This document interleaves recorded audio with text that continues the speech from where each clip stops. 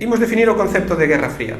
Para facer isto, previamente hai que contextualizar este concepto. E a contextualización evidente é o período de posguerra, da posguerra da Segunda Guerra Mundial. Unha vez que remata a Segunda Guerra Mundial, eses dous aliados de conveniencia que loitaran xuntos durante a Segunda Guerra Mundial, que foran, por un lado, as democracias occidentais, Reino Unido, Francia ou Estados Unidos, e por outro lado, a Unión Soviética, como dicía, unha vez que remata o conflito, logo das conferencias que poñen fin a ese conflito, a conferencia de Yalta e a conferencia de Potsdam, comezase a ver claramente que hai unha ruptura entre estes dous bandos. Hai unha diferenza de tipo ideolóxico evidente. Por un lado están as democracias occidentais, capitalistas, e en fronte está o sistema soviético, comunista, que non coincide directamente coa ideoloxía capitalista.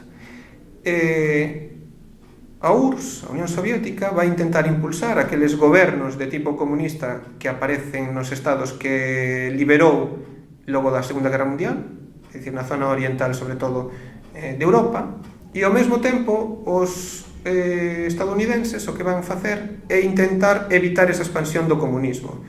Iso ten a súa culminación na chamada doutrina Truman, na que Truman denuncia esa expansión do comunismo por Europa e di que hai que poñer as bases para evitar esa expansión.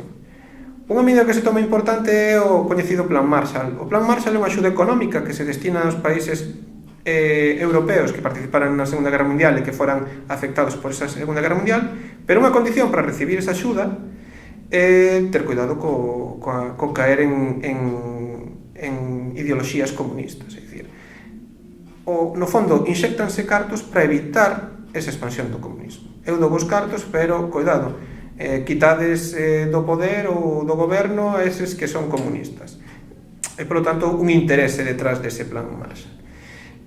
Como contrarréplica, a URSS o que vai facer é poñer en marcha o que se chama o informe Jedanov, que busca justamente denunciar o poder que está intentando tomar sobre Europa Estados Unidos.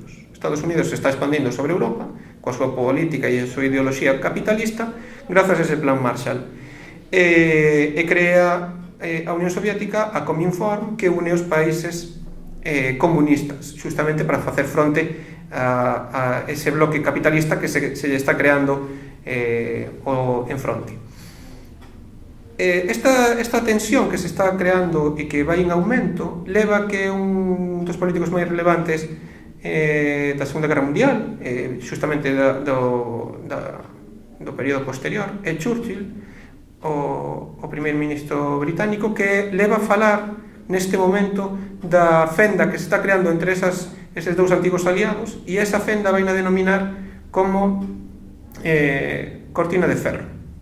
El denomina esta fenda como cortina de ferro, que separa estes dous bloques que se están formando agora mesmo.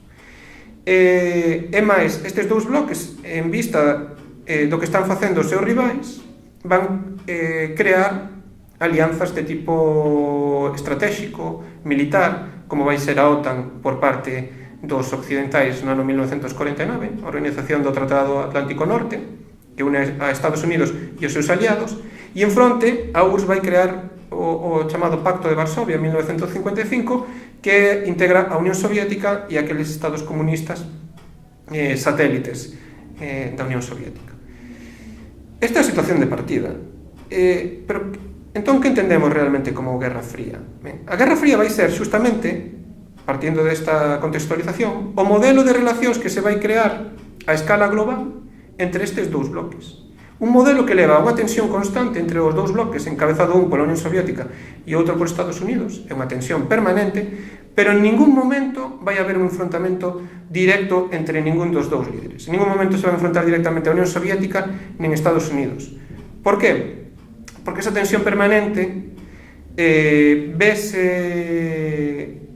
retida no seu estourido pola existencia dun temor a un conflito global de tipo nuclear.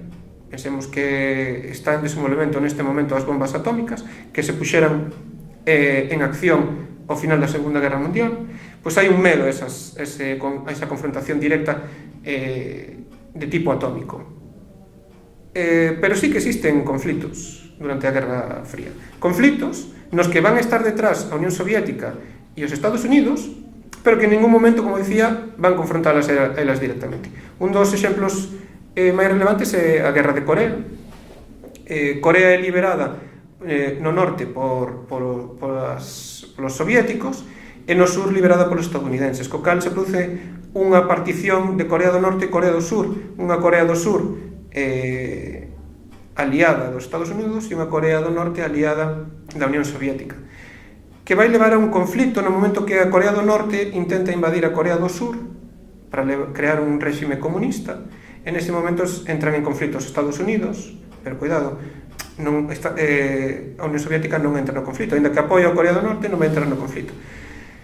O que vai rematar coa partición de Corea en dúas Coreas que coñecemos actualmente. Outro conflicto semellante vai ser o de Vietnam, que se produce por causas e motivos parecidos, despois da descolonización de Vietnam, que supuxo a marcha dos franceses. Os estadounidenses intentaron quedarse en Vietnam para que non se espallasen as ideas comunistas, porque o líder de independencia de Vietnam fora Ho Chi Minh, de inspiración comunista na súa ideoloxía.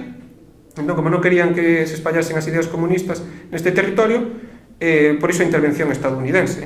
Rematará o conflito, como sabemos, coa vitoria dos comunistas e o abandono dos estadounidenses deste territorio. Pero aí houve unha confrontación. O Vietnam do Norte, que era o Vietnam de ideoloxía comunista, vai contar co apoio dos soviéticos, e o Vietnam do Sur conta de forma moi clara co apoio dos estadounidenses. E o conflito que puido desembocar directamente na Terceira Guerra Mundial, por iso ten unha especial trascendencia, é a chamada crise dos mísiles que ten lugar en Cuba. No ano 59 en Cuba produce unha revolución liderada por Fidel Castro e acompañado por un dos líderes máis relevantes a escala global, que é o Che Guevara, e esa revolución triunfou quitando do poder o ditador Batista, un ditador que contaba co apoio dos Estados Unidos, claramente.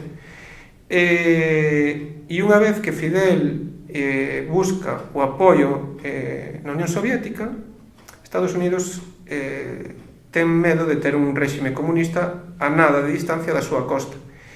E no momento que se deciden instalar rampas de mísiles nucleares na illa por parte dos soviéticos, Kennedy, o presidente dos Estados Unidos, intenta evitar que os mísiles nucleares cheguen á illa. Envía a flota para evitalo, cando ia a flota soviética de camiño. E hai un momento no que a tensión é tan clara que se pode producir justamente nese momento a confrontación directa. Pero non se vai producir porque, como dicía, existe un medo claro a unha confrontación de tipo nuclear. Ben, e haberá despois outra serie de conflictos que se van desenvolver ao longo do tempo, de posiblemente menor incidencia, pero que non rematarán coa Guerra Fría até que desaparece justamente a Unión Soviética no ano 91 mesmo.